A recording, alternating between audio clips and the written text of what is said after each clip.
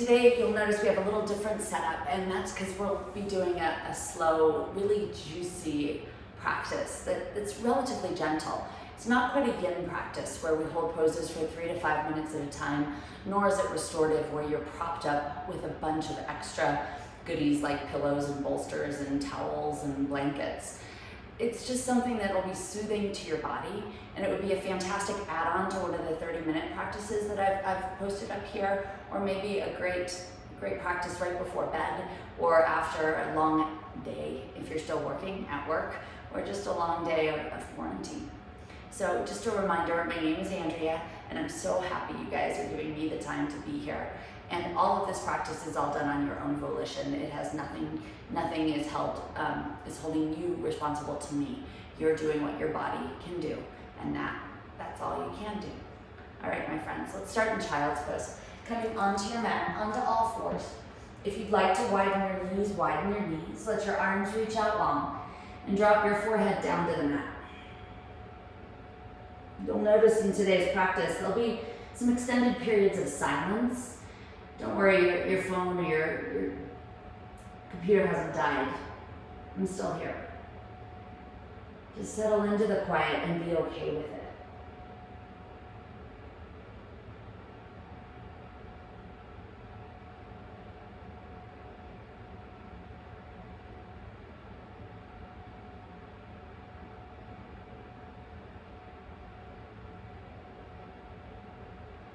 Sink as much as you can into this pose.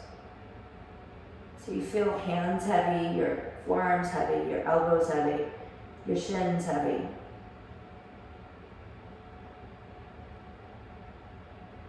And in places other than the points of contact, think about your hips, your spine, the back of your neck. And I'm all released a little. As you breathe in and out, remind yourself here that we're not going to use a special breath today. If you automatically go into a yoga breath, that's okay, whatever a yoga breath means to you. But let it be natural, nothing forced. Let it be a breath that bathes your muscles, your tendons, your ligaments, your fascia.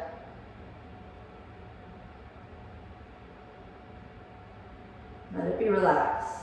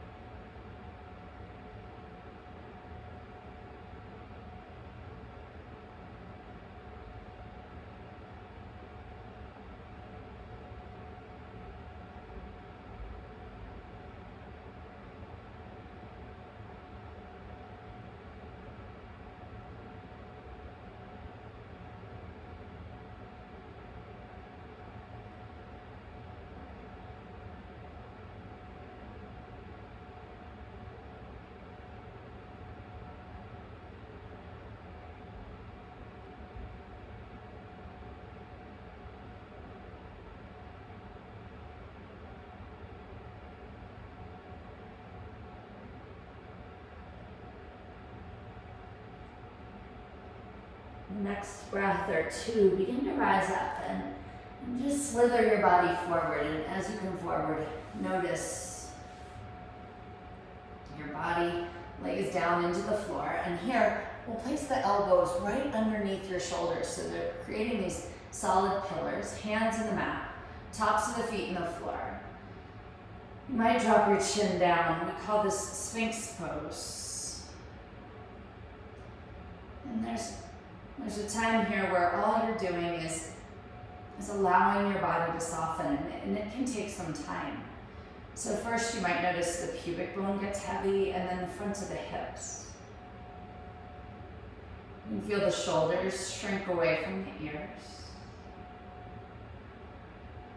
And the chin drop may be a little heavier. Tops of the feet are strong on the floor, they're heavy. Yes, you're muscularly having to hold yourself up slightly here, but it feels like you're in a balance, in a place of support. Maybe compression, the small of the back, where there's bone against bone. You'll notice it, but if it feels forced or painful, ease up a little. Most importantly, just let your breath be natural and wash over you. There'll be moments of silence in this posture. Celebrate the silence. I'll be back.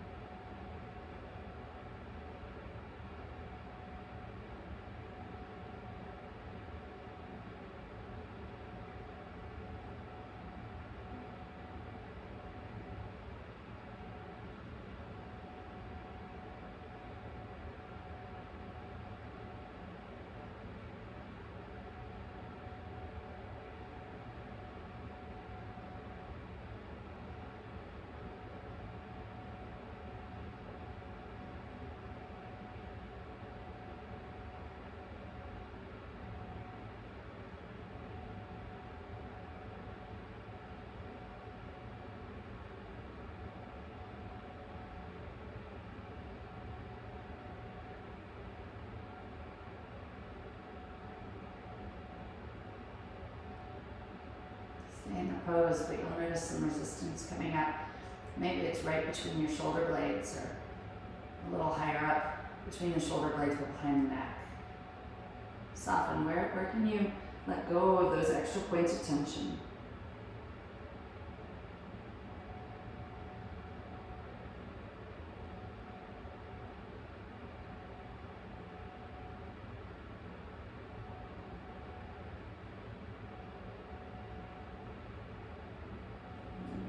Softly let your body come back down into the floor. So here the hands pile on top of each other, the forehead rests on top of the palms as if they are a pillow.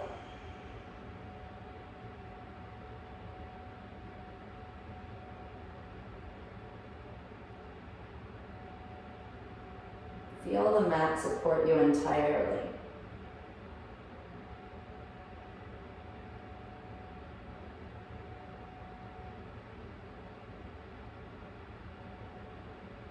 And then gently let the hands come underneath your chest, right under the armpit creases. Press yourself up and back into child's pose once again. And always remember, a child's pose should feel soft and supportive. If it's irritating to your knees, place a rolled towel or blanket underneath the backs of your thighs. Rest your head down, and from here, we'll walk the left hand off the mat and the right hand joins it. So it's a subtle side bend, or maybe not so subtle. The right one piles on top of the left, and you rest. The forehead may or may not stay in contact with the floor. Just breathe.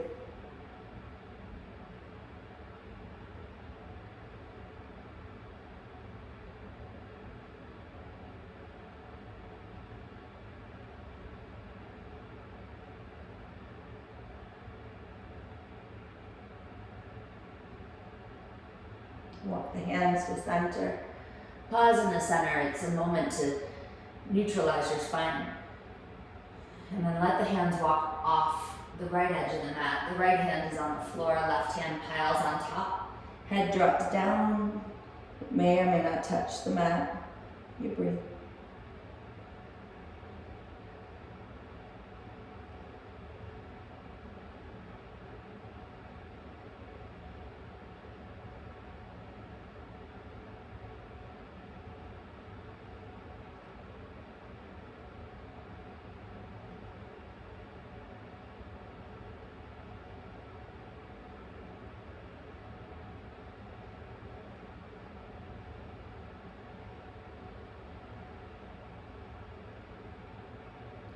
Slowly lift up so the hands can walk back to the center. And right here, reach your fingers as far forward as they can. You'll notice my forearms aren't touching the floor. Maybe your head can still touch, but maybe not. And then grip the mat just with the fingertips. Lift your hips up. Stack the knees underneath your hips. The hands are now under the shoulders. Drop your belly. Exhale, big arch to the spine. Tweak that a few times. Inhale, drop the belly. Exhale, arch the spine. One more time, drop your belly. Inhale. Exhale, back to child's pose. We'll start to flow this just a little bit. Fingers are long and wide. Inhale, rise up to all fours.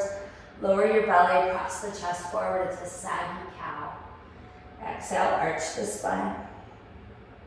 Inhale into your saggy cow. Exhale, press back into child's pose. Inhale, you come back up. Drop the belly. Exhale, dramatic arch. Inhale, sag your belly. Exhale, press back into child's pose. One more time, rise up. Inhale, lower the belly towards the floor. Again, it's the sag. Exhale, big arch. Inhale and sag. Exhale, this time, toes tuck. And we'll find a down dog and let it be a soft one. And if down dog isn't feeling good to you today, the child's pose is perfect. Pause and breathe. You might pedal. Get some of the kinks out. You might just notice, observe. This is an inversion. Even if it doesn't feel like you're balancing on your hands, your head's below your heart. Take another moment here, and you could do this from all fours or come from down dog. Just lift your right leg a little bit. It's not about stretching it big time. Bring the knee to the right wrist and the foot to the left wrist.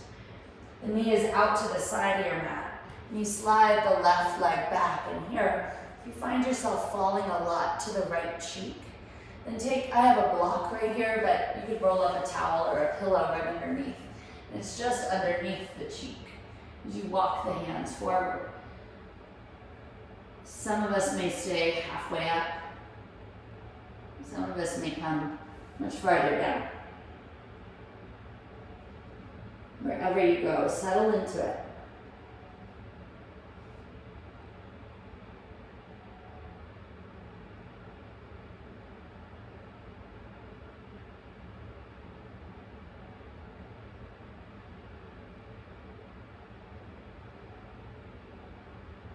Notice as you're in the pose longer, things start to let go. They start to relax into it. That's where the value of holding a pose a little longer comes.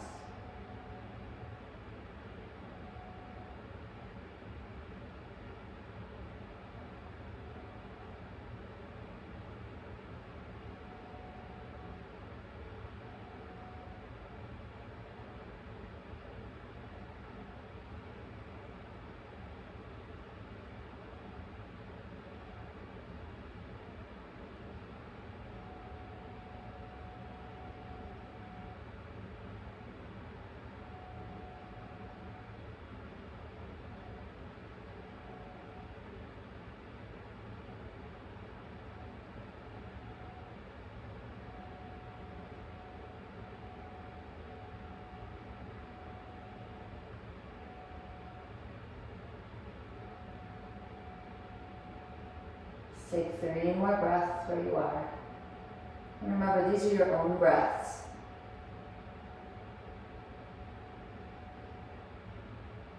And slowly start to walk the hands up, back underneath you. Sit up tall for a moment. Just notice the aftertaste of the pose. If the block is there or the towel, just move it out. From here, tuck the back toe under and start to shimmy the knee slightly forward. This way, you can prop yourself back to all fours or down dog. And shake out, pedal out. Let it go as much as you need to. And then from here, your left foot, it lifts just the subtlest bit. And the knee comes towards the left wrist. The foot goes over to the right edge of the mat. And again, here you might be able to see a little bit more how the pigeon pose gets set up. Sit up tall. And again, if you choose, if you're leaning over to this cheek, place the block right underneath you. Take a moment. Don't worry if this shin is parallel. One day it might get there. One day it may never get there. It's okay. You need to walk the hands forward and melt down into the floor.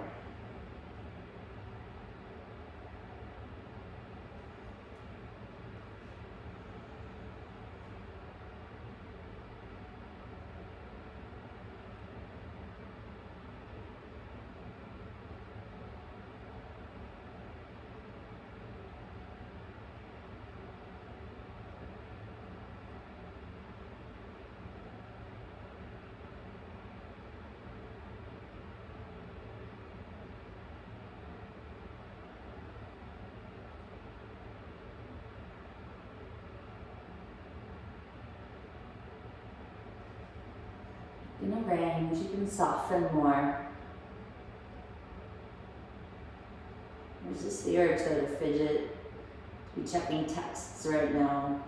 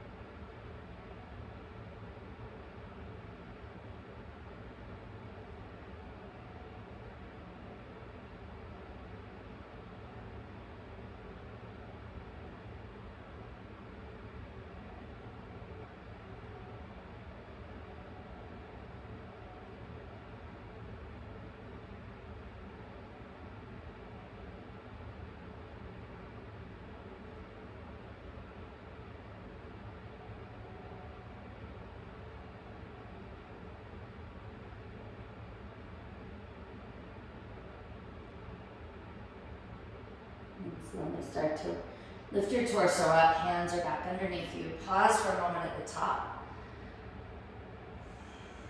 And then allow this block or a towel or if you've got anything there at all to come out. Hands press back into the floor, your back toe tucks under, down dog or all fours. Shake out what seems to be needing a little release.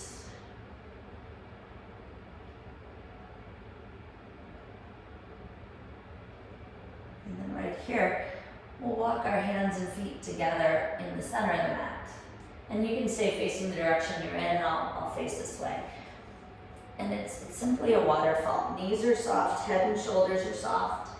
If you have the block or towel or even a book right nearby, the hands might rest on it if that feels comfortable. And here it becomes really evident where stuff starts to let go, the back of the neck, the back of the shoulders. And feel where you're unwilling to let go.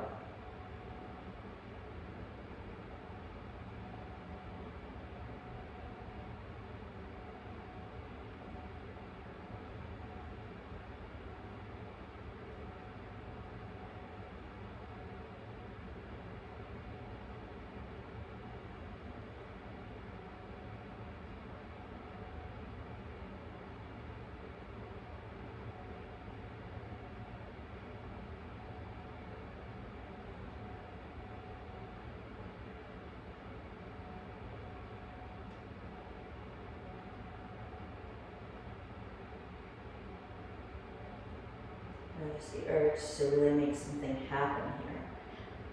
To fidget, to move, to readjust, to force, to pull.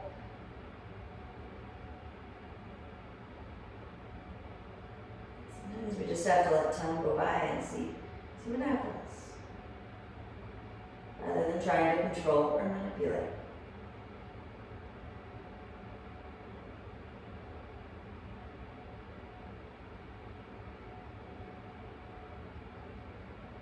Take a breath in. You need to walk the fingers up your legs. Hug your tummy as you do this. Hands are walking up. When you reach the top here, roll the shoulders down. You can't see all of me. And I'm just standing upright, rocking out. Separate my feet pretty wide. Begin to bring the hands to prayer and sink on down, coming into just a yogi squat. And we'll pause for a little bit right here. And if you can, if you've got the block or towel, you might sit on it or let gravity support you. Right here, thumbs come to the third eye. It's a space right between the brows. And you breathe.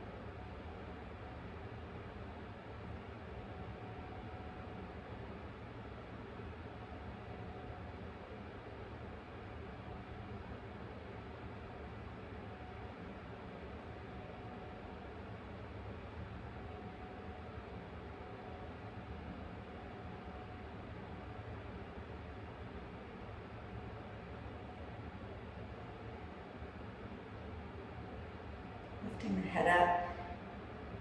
Hands are right here at the insides of the knees and thumbs at the sternum. If you do have a block or a book right there, slide it out and just for 5 breaths, be.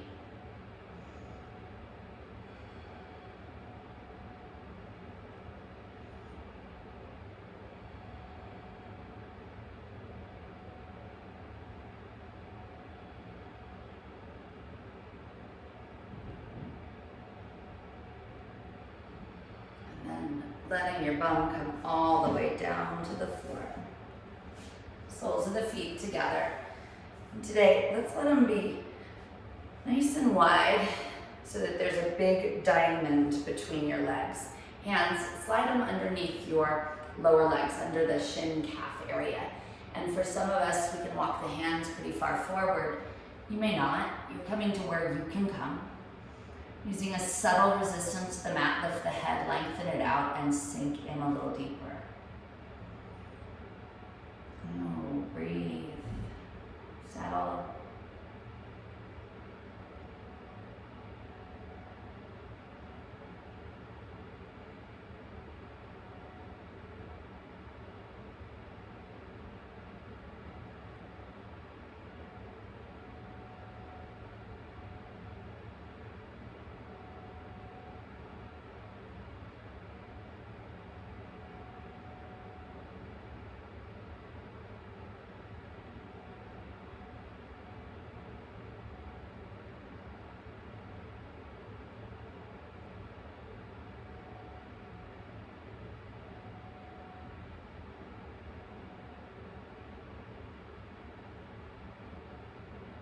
Again, if you soften more, you soften more.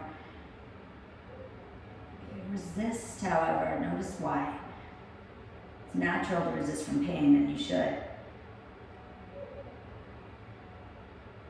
But if it's just agitation, impatience, commit to a little bit more.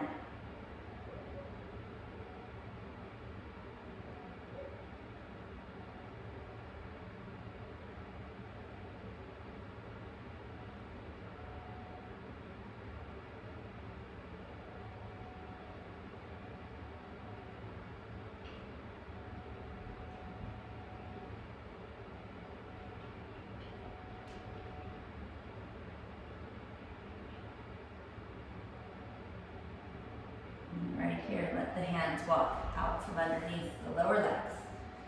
You're sitting up super tall for a moment. Maybe a subtle twist right and left. And here we'll make our way onto the mat. Our feet, they're grounded. Slowly lower down.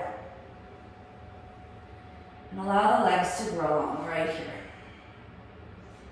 Now in this length, allow the feet to walk over to the right edge of the mat and the left leg, the ankle crosses over. Here we're side bending slightly to the right. Reach your right arm up and the left hand, actually the right hand grabs it, sorry. You're taking this beautiful side bend. It's a banana asana. Settle and breathe. It's natural to have some resistance.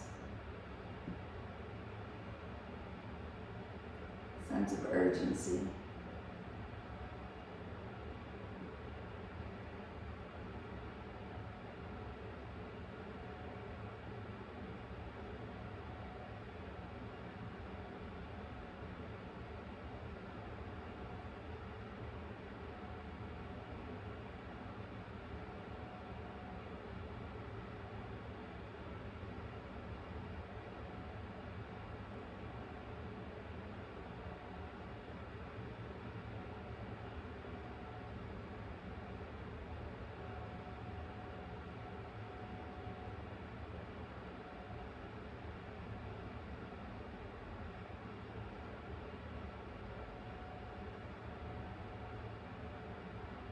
Let's bring yourself to center right here.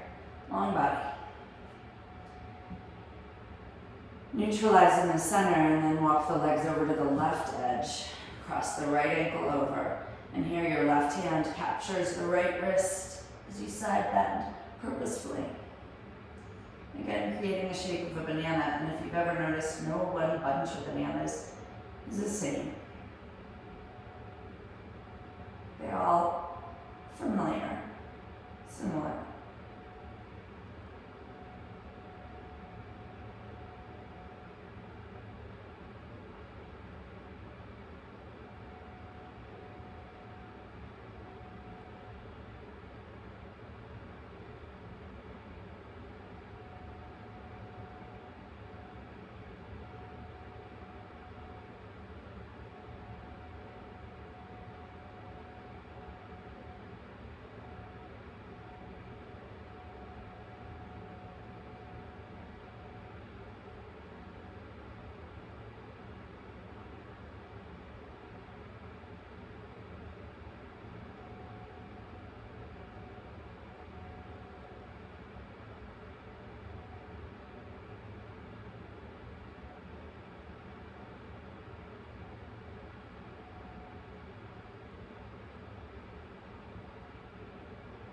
And here, once again, straighten ourselves out.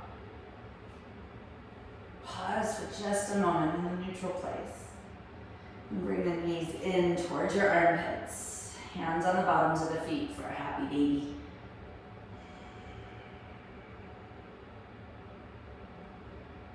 Sometimes we just need to slow down. We're reluctant to slow down because it reveals everything.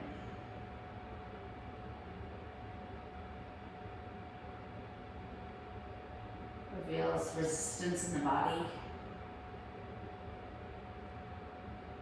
Reveals resistance in the mind.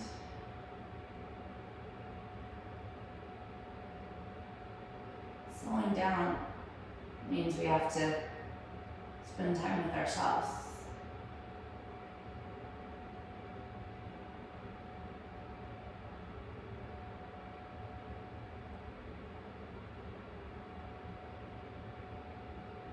Pause for another breath or two here, feeling heavier. Letting the spine drop a little farther to the mat, head a little heavier. And this will turn right into final relaxation. Feet to the floor.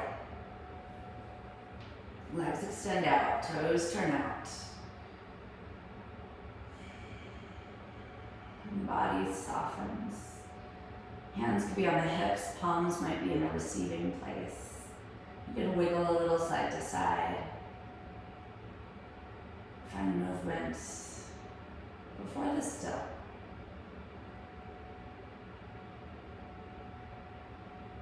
Spend as much time in Shavasana as you need. It's different than sleep.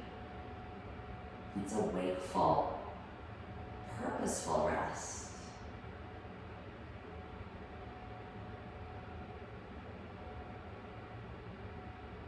as always, I encourage you 5, 10, 15 minutes or longer. But here's where I sign off and say namaste.